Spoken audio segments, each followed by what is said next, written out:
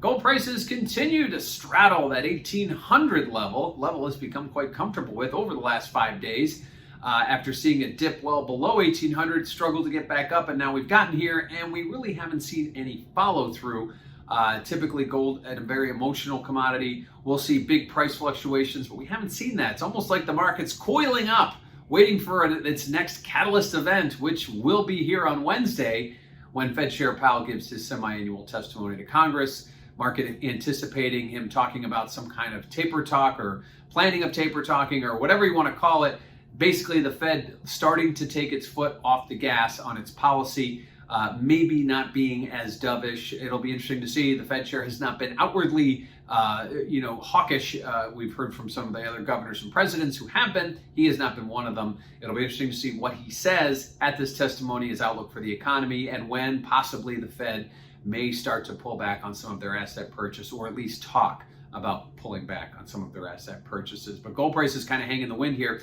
We're off those lows, but we're kind of waiting for that next hit moment. The dollar was lower, has been trending lower, I should say, over the last 4 or 5 sessions. Treasury yields have been lower recently. We've seen cryptocurrency sort of locked in a range, Bitcoin around 30 to 35,000. Those are reasons why gold would have gone higher in the past, but we haven't seen that. But again, it hasn't gone lower either. So it'll be kind of interesting to see once we get through the chair's testimony on Wednesday, what the next path is for gold. Right now, it's kind of on a wait and see sort of approach.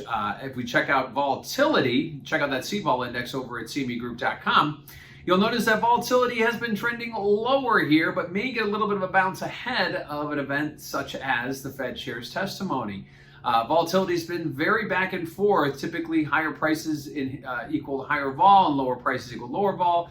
That's kind of been thrown out the window, at least in the short term. We've seen volatility kind of bouncing around. Haven't seen any real big spikes in volatility. And likewise, unless we see a big move lower or a big move higher, we likely aren't going to see any major spikes in volatility. But again, a lot of this is contingent on what the Fed chair says, what the Fed does, what the reaction of the dollar is. And certainly, if interest rates go and yields go higher, that will certainly play a hand in gold pricing as well.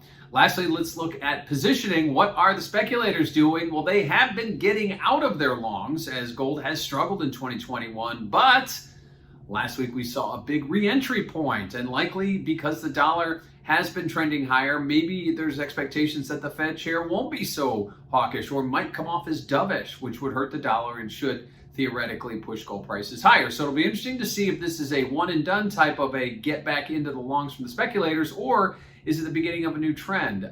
It's only been 1 week, and certainly gold prices have struggled in 2021, as I've mentioned, but there comes a turning point when maybe the Fed's going to push off shifting their monetary policy, shift off tapering, shift out some of the higher rate expectations in late 2022 or 2023. And that, of course, would make it a very bullish move for gold. So it'll be interesting to see if there's any follow through when we get this Friday's CFTC positioning report. So gold prices starting off the week right where it left off on Friday, hanging at that 1800 level with Mr. Powell's Fed testimony to Congress on Wednesday.